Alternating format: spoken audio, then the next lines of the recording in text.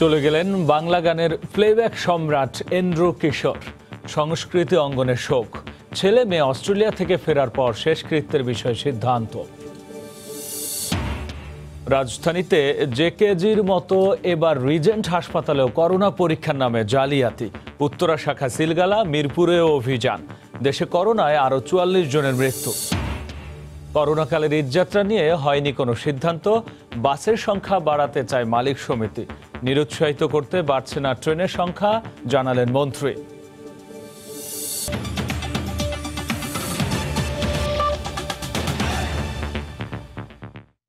দেখছিলেন শিরোনাম। প্রবাসের সময় সঙ্গে আছি আমি গোলাম রাব্বি। চলে গেলেন বাংলা গানের প্লেব্যাক সম্রাট এন্ড্রু কিশোর। সোমবার সন্ধ্যার দিকে রাজশাহীতে বোনের ক্লিনিকে মারা যান তিনি। ক্যান্সার আক্রান্ত হয়ে দীর্ঘ ১০ মাস হাসপাতালে চিকিৎসাধীন ছিলেন এন্ড্রু কিশোর। তার মৃত্যুতে সঙ্গীতাঙ্গনে নেমে এসেছে শোকের ছায়া। শোক জানিয়েছেন রাষ্ট্রপতি ও প্রধানমন্ত্রী। শোকবার্তায় প্রধানমন্ত্রী বলেন, তার গানের মাধ্যমে মানুষের হৃদয়ে স্মরণীয় হয়ে থাকবেন তিনি। সঙ্গীতশিল্পী এন্ড্রু কিশোরের ছেলে মেয়ে অস্ট্রেলিয়া থেকে দেশে ফেরার পর তার শেষকৃত্যের বিষয়ে সিদ্ধান্ত হবে বলে জানিয়েছে পরিবার। তার মরদেহ রাজশাহী মেডিকেল কলেজ হাসপাতালের হিমঘরে রাখা হয়েছে। এর আগে কিংবদন্তি শিল্পীর মৃত্যুর খবর পেয়ে নগরীর EM ক্লিনিকে ছুটে আসেন ভক্তরা। বিস্তারিত সাইফুর রহমান রকির রিপোর্টে। জনপ্রিয় সঙ্গীত শিল্পী এন্ড্রু কিশোরের মৃত্যুর খবরে রাজশাহী নগরীর মহিষবাতান এলাকায় EM ক্লিনিকে ছুটে আসেন ভক্ত, শুভাকাঙ্ক্ষী ও বন্ধুরা। প্রিয় শিল্পীকে এক নজর দেখার জন্য অপেক্ষা করেন তারা। তার মৃত্যুতে সঙ্গীতাঙ্গনে অপূরণীয় ক্ষতি হয়েছে বলে মন্তব্য করেন গুণীজনরা। কোনো অহংকার ছিল না এবং সে এত সৌভাগ্যের অধিকারী ছিল, শুধু বাংলাদেশ না, ভারতও তাকে নিয়ে গিয়ে তার কানে অনেক ছবিতে তাকে গান করেছে। আমরা একটা বিশাল একটা মানুষকে হারিয়ে ফেললাম। শুধু রাজশাহী না, সারা বাংলাদেশ একটা গুণী শিল্পীকে হারিয়ে ফেললাম আমরা। ওনার ছেলে অস্ট্রেলিয়া, মেয়ে অস্ট্রেলিয়া, ওনারা মানে টিকিটের অপেক্ষায় আছেন, পেলেই ওনারা চলে আসবে এবং এই ডিসিশনের জন্য আমরা অপেক্ষা করছি। 1955 সালের 4 নভেম্বর রাজশাহীতে জন্মগ্রহণ করেন কিংবদন্তি সঙ্গীত শিল্পী এন্ড্রু কিশোর। তার মৃত্যুতে সঙ্গীতাঙ্গনে অপূরণীয় ক্ষতি হলো বলে মনে করছেন বিশিষ্টজন। ব্যথিত, আমরা একজন শিল্পীকে হারালাম। আমরা তাকে মনে রাখবো, তার গাওয়া গানগুলো আবার বাজবে, আমরা তার মধ্যে তাকে খুঁজে পাবো। প্লেব্যাক খ্যাত এই শিল্পীর চলে যাওয়ায় সঙ্গীত জগতে এক গভীর শূন্যতার সৃষ্টি হলো। আমরা তার মৃত্যুতে এন্ড্রু কিশোরের পরিবারের প্রতি গভীর সমবেদনা জানাই। গত বছরের সেপ্টেম্বরে দুরারোগ্য ক্যান্সারে আক্রান্ত হয়ে সিঙ্গাপুর জেনারেল হাসপাতালে চিকিৎসাধীন ছিলেন এন্ড্রু কিশোর। গত 11 জুন সিঙ্গাপুর থেকে এয়ার অ্যাম্বুলেন্সে করে দেশে ফেরেন তিনি। সপ্তাহখানেক বাসায় কাটানোর পর তিনি রাজশাহী মহানগরীর মহিষবাতান এলাকায় বোনের ক্লিনিকে চিকিৎসাধীন ছিলেন। তার ছেলে ও মেয়ে অস্ট্রেলিয়া থেকে দেশে ফেরার পর তার অন্ত্যেষ্টিক্রিয়ার বিষয়ে সিদ্ধান্ত হবে বলে জানান পরিবারের সদস্যরা। তার লাশ রাজশাহী মেডিকেলের হিমঘরে রাখা হয়েছে। সাইফুর রহমান রকি, সময় সংবাদ, রাজশাহী। এদিকে এন্ড্রু কিশোরের মৃত্যুতে শোকগ্রস্ত হয়ে পড়েছেন তার সহশিল্পীরা। তারা বলছেন, এই তারকার মৃত্যুতে সংস্কৃতি অঙ্গনের অপূরণীয় ক্ষতি হয়ে গেল। এন্ড্রু কিশোর চিরকাল মানুষের হৃদয়ে বেঁচে থাকবেন বলে আশা তাদের। আমার বিশ্বাস, বাংলাদেশ যতদিন থাকবে একজন এন্ড্রু কিশোরের কণ্ঠ ততদিন অমলিন অমর হয়ে থাকবে। তার আত্মার মাগফিরাত কামনা করছি। তার শোক সন্তপ্ত পরিবারের জন্য আমার সমবেদনার অন্ত নাই। অপূরণীয় ক্ষতি আসলে আমাদের পূরণ হবে কিনা জানি না। তো নতুন যারা শিল্পীরা আসেন, তারা অনেক সময় পুরনো শিল্পীদেরকে এভাবে অবজ্ঞা করে কথাবার্তা বলেন, এটা অত্যন্ত দুঃখজনক বিষয়। তো সেই জায়গায় আমি বলবো যে আমাদের শিল্পীদেরকে স্মরণ রাখা উচিত, তাদেরকে সম্মান করা উচিত। তার জন্য আমি এই দেশের প্রতিটি মানুষের কাছে বলবো, একটু দোয়া করবেন। আমরা সবাই, এই যে অপূরণীয় একটি ক্ষতি হয়ে গেল, এটা একমাত্র আল্লাহ পাক পারেন পূরণ করতে। দেশের গৌরব যারা নিয়ে এসেছে কণ্ঠশিল্পী হয়ে, তাদের অন্যতম একজন কণ্ঠশিল্পী সে। করোনা পরীক্ষায় জালিয়াতি শুধু জেকেজিতেই থেমে নেই। মহামারীর শুরুতে যে হাসপাতালগুলোকে কোভিড নির্দিষ্ট ঘোষণা করা হয়, সেগুলো এখন জালিয়াতির আখড়া। রাজধানীর উত্তরার কোভিড নির্দিষ্ট রিজেন্ট হাসপাতালে অভিযান চালিয়ে সেটি সিলগালা করে দেন র্যাবের ভ্রাম্যমাণ আদালত। এ সময় করোনা পরীক্ষার ভুয়া রিপোর্ট দেওয়ার দায়ে আটক করা হয় অন্তত ৮ জনকে। একই দিন রিজেন্ট হাসপাতালের মিরপুর শাখায়ও অভিযানে অনিয়মের প্রমাণ পায় র্যাব। রাজধানীর উত্তরার রিজেন্ট হাসপাতাল কোভিড চিকিৎসার জন্য শুরু থেকেই যে কটি বেসরকারি হাসপাতাল নির্ধারিত ছিল তার অন্যতম এটি। তবে মহামারীর প্রায় ৪ মাসের মাথায় খবর চিকিৎসার নামে প্রতারণা করে আসছিল প্রতিষ্ঠানটি। করোনা নমুনা সংগ্রহ করা হলেও কোনো পরীক্ষা ছাড়াই দেওয়া হতো অনেক রিপোর্ট। করোনা পরীক্ষা বিনামূল্যে করার কথা থাকলেও নেওয়া হতো ৩৫০০ টাকা। ভ্রাম্যমাণ আদালতের অভিযানে এর বাইরেও ধরা পড়ে নানা অনিয়মের চিত্র। এমনকি হাসপাতালের লাইসেন্স ২০১৪ সালের পর আর নবায়ন করেনি প্রতিষ্ঠানটি। রিজেন্ট গ্রুপের চেয়ারম্যানের তত্ত্বাবধানে এসব অনিয়ম হতে বলে স্বীকার করেন প্রতিষ্ঠানটির কর্মকর্তা কর্মচারীরা। এই মোটামুটি ১০-১২ দিন থেকে এই অবস্থাটা দেখতেছি যে ১০০টা স্যাম্পল হয়ে গেছে। তখন আমি দেখি যে ৫০টা স্যাম্পলের রেজাল্ট হয়, তাহলে ৫০টা বাকি ৫০টা। পরে আস্তে আস্তে জানতে পারলাম যে এই রিপোর্টগুলো এখানে ল্যাব থেকে তৈরি করে দেওয়া হয়। টোটালটাই আমাদের চেয়ারম্যান দপ্তরের আন্ডারে ছিল, আমাদের আন্ডারে ছিল, দপ্তরে ছিল। অভিযানে হাসপাতালের এক পরিচালক সহ ৮ কর্মকর্তা কর্মচারীকে আটক করে র্যাব। পলাতক রয়েছেন রিজেন্ট গ্রুপের চেয়ারম্যান। একই সাথে সে সরকারকে বলেছে বিনামূল্যে চিকিৎসা দিচ্ছে এবং তার জন্য সরকারের কাছে সে ক্ষতিপূরণ বা টাকা ক্লেম করেছে, বিল ক্লেম করেছে। কিন্তু সে প্রত্যেক রোগীর কাছ থেকে আমরা দেখলাম ১.৫ থেকে ২ লক্ষ বা ২.৫ লক্ষ টাকা পর্যন্ত সে বিল করেছে এবং সেই ডকুমেন্টগুলো আমরা পেয়েছি। দুঃখজনক। তো এই অপরাধের সাথে এই প্রতিষ্ঠানের চেয়ারম্যান জনাব শাহেদ, এর এমডি মাসুদ সহ বেশ কিছু এখানে কর্মকর্তারা ইনভলভ রয়েছেন। রিজেন্ট হাসপাতালের মিরপুর শাখায়ও অভিযানে নানা অনিয়মের প্রমাণ পায় র্যাবের ভ্রাম্যমাণ আদালত। ফারুক ভাইয়া, রবিন, সময় সংবাদ, ঢাকা। এদিকে নিয়ম নীতির তোয়াক্কা নেই। কোভিড নন কোভিড একই কাতারে দাঁড়িয়ে বহির্বিভাগের সেবা নিচ্ছে রাজধানীর সোহরাওয়ার্দী হাসপাতালে। আর এতে বাড়ছে সংক্রমণের ঝুঁকি। আবার ঘন্টার পর ঘন্টা দাঁড়িয়েও মিলছে না চিকিৎসকের দেখা। তবে কর্তৃপক্ষ বলছে বিষয়টি নিয়ে ভাবছেন তারা। সামাজিক দূরত্বের বালাই নেই কোনো নিয়ম নীতির তোয়াক্কা। এর মধ্যে চলছে এই সোহরাওয়ার্দী হাসপাতালে কোভিড আর নন কোভিড রোগীর একসঙ্গে সেবাদানের কার্যক্রম।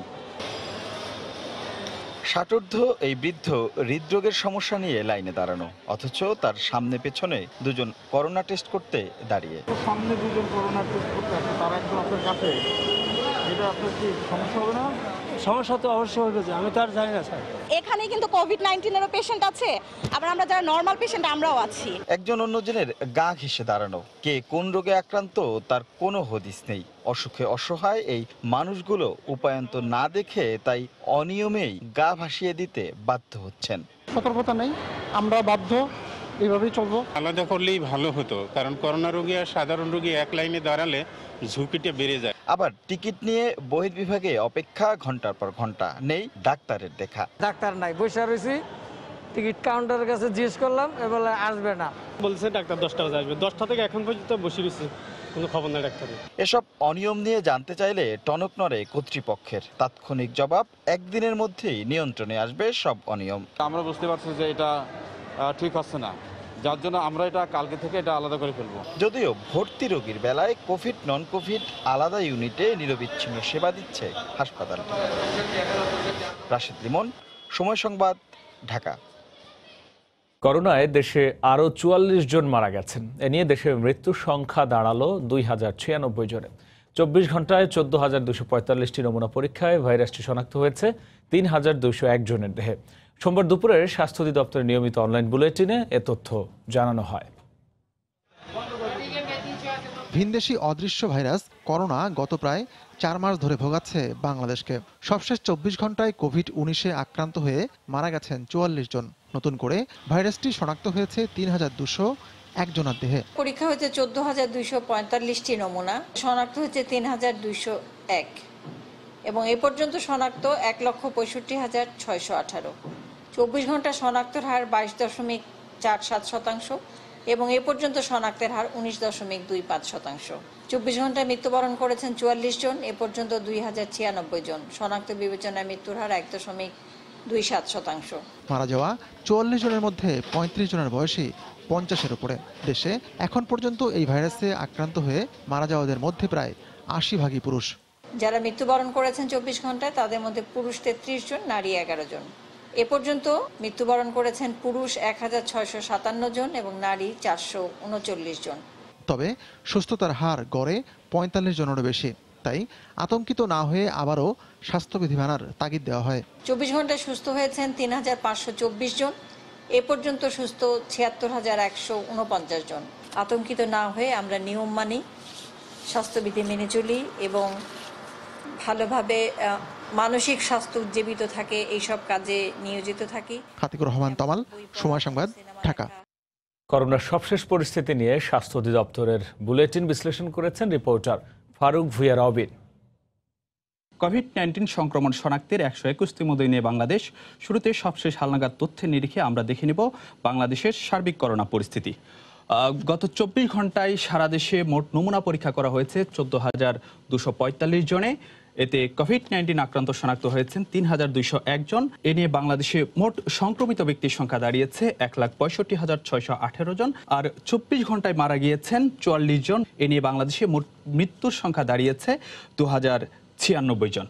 আর সুস্থ হয়েছেন ২৪ ঘন্টায় ৩,৫২৪ জন। ৮ই মার্চ বাংলাদেশে প্রথম কোভিড-19 শনাক্ত হয়, কিন্তু ৮ই মার্চ থেকে ৮ই জুন পর্যন্ত অর্থাৎ ৩ মাসে মোট সংক্রমিত দাঁড়িয়েছিল ৬৮,৫০৪ জন। কিন্তু ৯ জুন থেকে যদি আজকে ৬ জুলাই পর্যন্ত আমরা তাকাই, এই সময়টিতে যে কোনো সময়ের তুলনায় সবচেয়ে বেশি আক্রান্ত শনাক্ত হয়েছেন। এই সময়ের মধ্যে প্রায় ১ লাখ মানুষ সংক্রমিত হয়েছেন। গত ৭ দিনের সংক্রমণের চিত্র দেখে নেব। আমরা আসলে যেটি দেখছি যে নমুনা পরীক্ষার বিপরীতে সংক্রমণের যে শনাক্তের হার, সেটি কিন্তু প্রায় সব দিনই ২০% আশেপাশে ঘুরপাক খাচ্ছে। প্রথম ৩ দিন যদিও ৪,০০০ এবং ৩,৫০০-এর বেশি আক্রান্ত শনাক্ত হয়েছিল, কিন্তু এর পরবর্তী ৪ দিনে আমরা যেটি দেখছি যে মোটামুটি যে ৩,০০০-এর আশেপাশেই কিন্তু আক্রান্ত শনাক্ত হচ্ছে। গত ২৪ ঘন্টায় যারা মারা গিয়েছেন তাদের একটু বয়সভিত্তিক বিভাজনের দিকে তাকাতে চাই। ৭০% বয়সী হলো ৫১ থেকে ৪৪ জনের মধ্যে ৩১ জনই এই বয়স সীমার মধ্যে রয়েছে। নিজেদের সচেতনতার মাধ্যমে সম্ভব কোভিড-19 সংক্রমণ থেকে নিজেকে বাঁচিয়ে রাখা। রাজধানীর ওয়ারীতে লকডাউন এলাকায় ধোঁয়াশা দেখা দিয়েছে আইসোলেশন সেন্টার নিয়ে। কেউই বলতে পারছেন না কোথায় স্থাপন করা হয়েছে সেন্টারটি। এছাড়া সেবা সংস্থাগুলোর মধ্যে নেই কোনো সমন্বয়, প্রবেশ বা বের হওয়ার পথে নেই কোনো স্বাস্থ্য সুরক্ষা সামগ্রী। এক সংস্থা দোষারোপ করছে অন্য সংস্থাকে।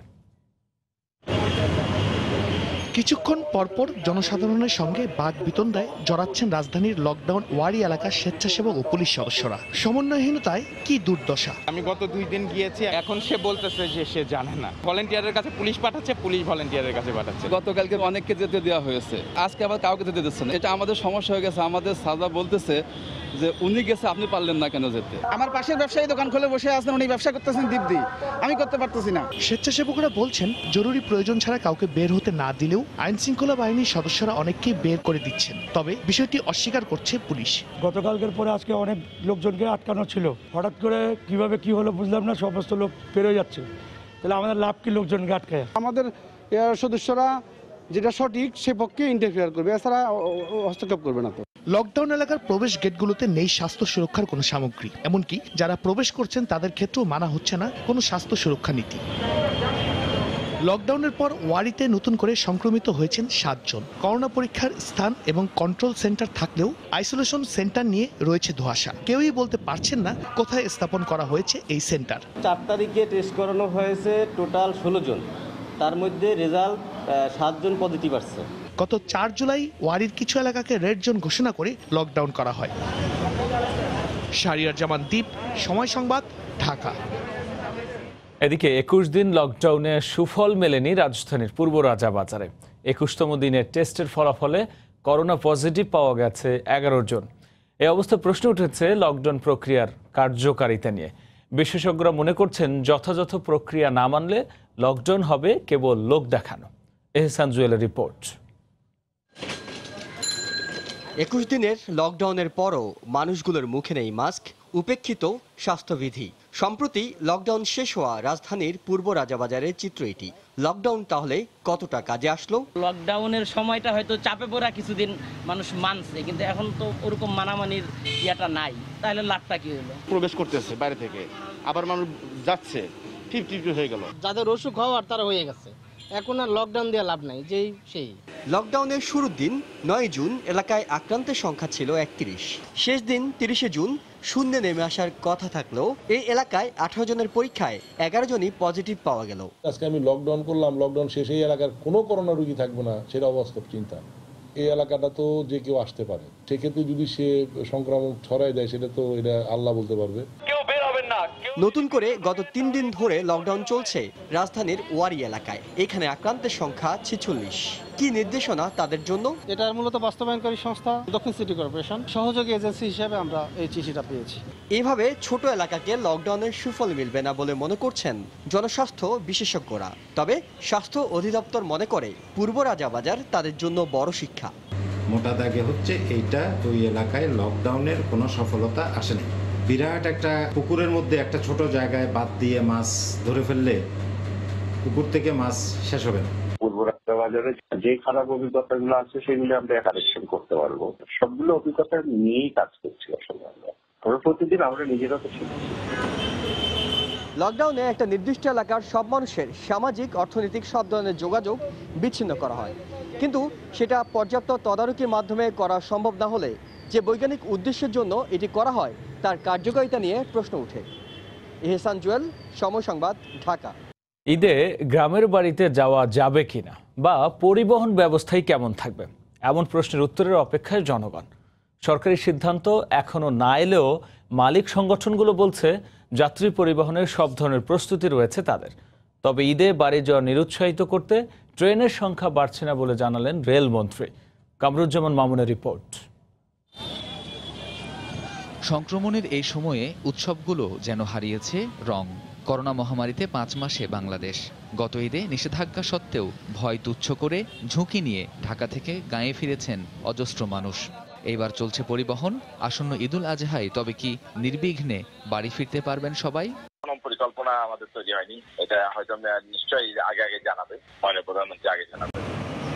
পরিবহন মালিক সমিতি বলছে ঈদে বাসের সংখ্যা না বাড়ালে স্বাস্থ্যবিধি মেনে যাত্রী পরিবহন কঠিন হবে।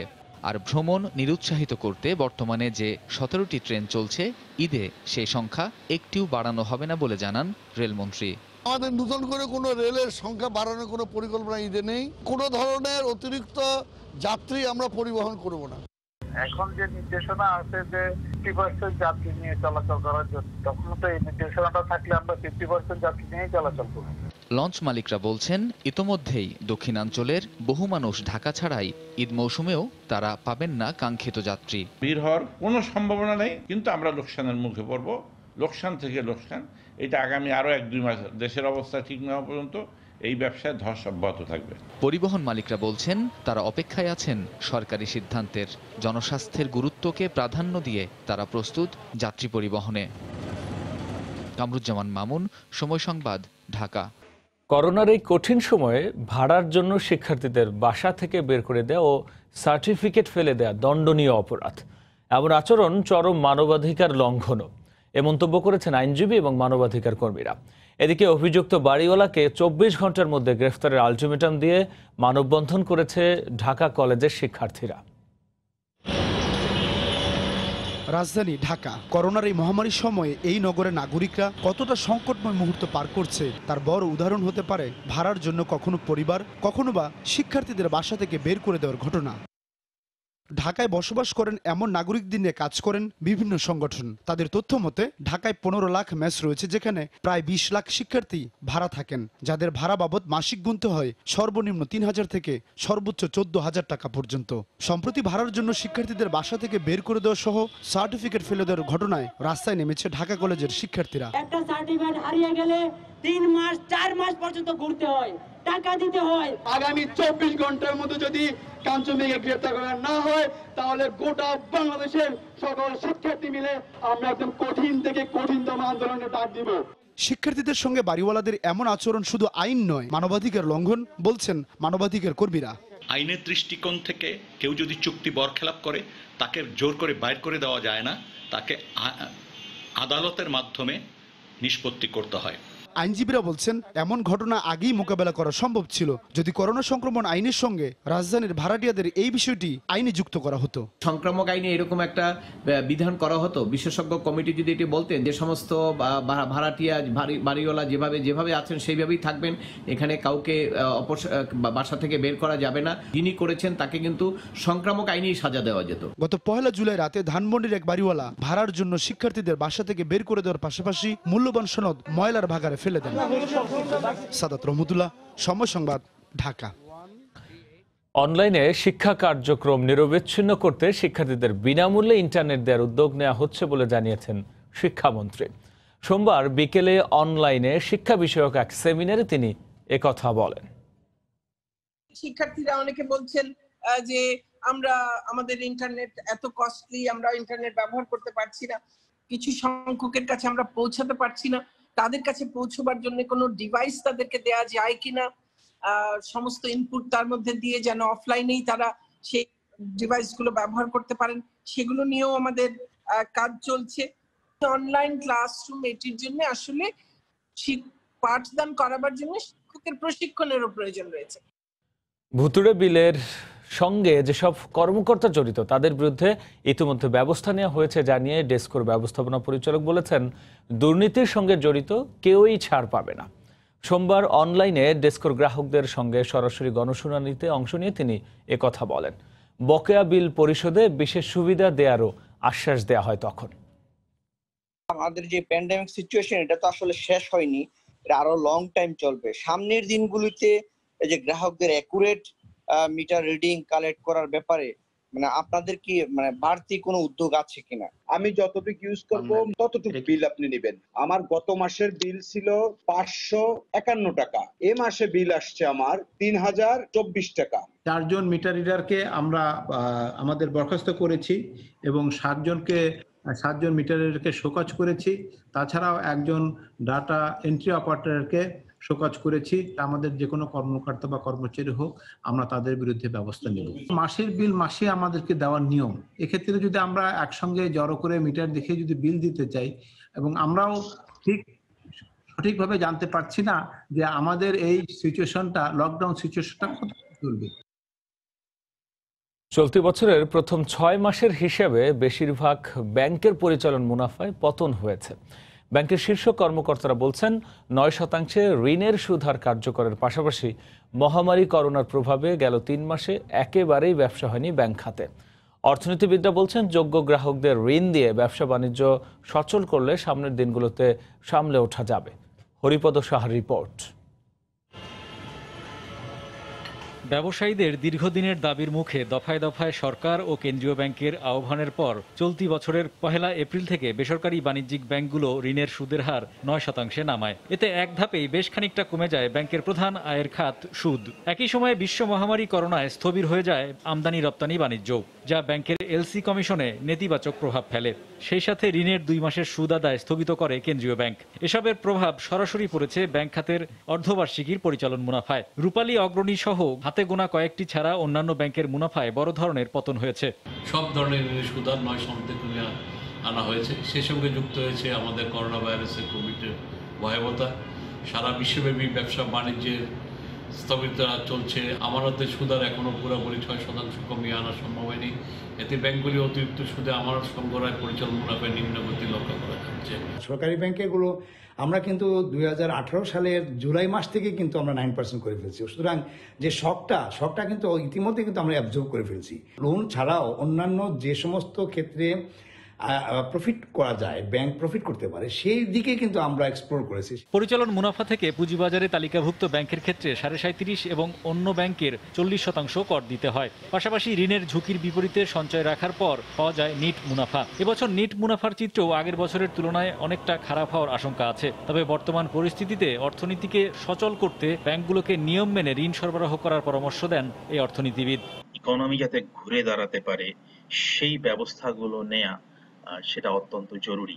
এবং এখনকার সময়টাকে যদি ব্যাংকের আমি বিনিয়োগের ক্ষেত্র বা ইনভেস্টমেন্টের ক্ষেত্র হিসেবে বিবেচনা করি, যেটার ফলাফল ব্যাংকগুলো আমার মনে হয় আগামী 1-2 বছর পরে আমরা আশা করি কোভিড-19 এই প্রভাব থেকে যদি আমরা বের হয়ে আসতে পারি, তাহলে হয়তো ব্যাংকগুলো আবার প্রফিটের গতানুগতিক যাত্রায় ফেরত আসবে। করোনা মহামারীর ধাক্কা সামলে নিতে ব্যবসায়ীদের জন্য 1 জানুয়ারি থেকে সেপ্টেম্বর পর্যন্ত ঋণের কিস্তি পরিশোধ শিথিল করা হয়েছে।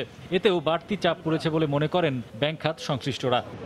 হরিপদ সাহা, সময় সংবাদ, ঢাকা। স্বাস্থ্য খাতের আলোচিত ঠিকাদার মোতাজ্জেরুল ইসলাম মিঠুর ভাতিজি উম্মে সুলতানা নওশিনকে রংপুর মেডিকেল থেকে লালমনিরহাট 100 শয্যা হাসপাতালে বদলি করা হয়েছে। সোমবার বিকেলে স্বাস্থ্য অধিদপ্তরের পরিচালক ডাক্তার মোহাম্মদ বেলাল হোসেন স্বাক্ষরিত একটি চিঠিতে এই আদেশ দেওয়া হয়। পত্র প্রাপ্তির 4 দিনের মধ্যে বদলিকৃত স্থানে যোগ না দিলে 5ম দিন থেকে অব্যাহতি হিসেবে গণ্য হবে বলে চিঠিতে উল্লেখ করা হয়। গত শনি ও রোববার সময় সংবাদে ঠিকাদার মিঠু বিদেশে অবস্থান করেও রংপুর মেডিকেলের পরিচালকের পিএসের পদে তার ভাতিজিকে বসিয়ে সিন্ডিকেট নিয়ন্ত্রণ করছেন। এমন প্রতিবেদন প্রচারের পর স্বাস্থ্য অধিদপ্তর বদলির এই আদেশ দিল। এ পর্যায়ে শীর্ষ সংবাদ জানিয়ে দিচ্ছি আরও একবার। চলে গেলেন বাংলা গানের প্লেব্যাক সম্রাট এন্ড্রু কিশোর। সংস্কৃতি অঙ্গনের শোক। ছেলে মেয়ে অস্ট্রেলিয়া থেকে ফেরার পর শেষকৃত্যের বিষয়ে সিদ্ধান্ত। রাজধানীতে জেকেজির মতো এবার রিজেন্ট হাসপাতালেও করোনা পরীক্ষার নামে জালিয়াতি। উত্তরা শাখা সিলগালা। মিরপুরে অভিযান। দেশে করোনায় আরও 44 জনের মৃত্যু। করোনাকালের ঈদযাত্রা নিয়ে হয়নি কোনো সিদ্ধান্ত। বাসের সংখ্যা বাড়াতে চায় মালিক সমিতি। নিরুৎসাহিত করতে বাড়ছে না ট্রেনের সংখ্যা, জানালেন মন্ত্রী। এই ছিল প্রবাসী সময়। যে কোনো খবর পেতে ভিজিট করুন সময়নিউজ.tv। আপনার মোবাইলে সময় সংবাদ দেখতেও সব খবর পেতে ডাউনলোড করুন সময় অ্যাপ। এছাড়াও এইমাত্র পাওয়া খবর আপনার মোবাইলে পেতে SMS করুন *BN লিখে পাঠিয়ে দিন 16242 নম্বরে। সঙ্গে থাকুন সময়।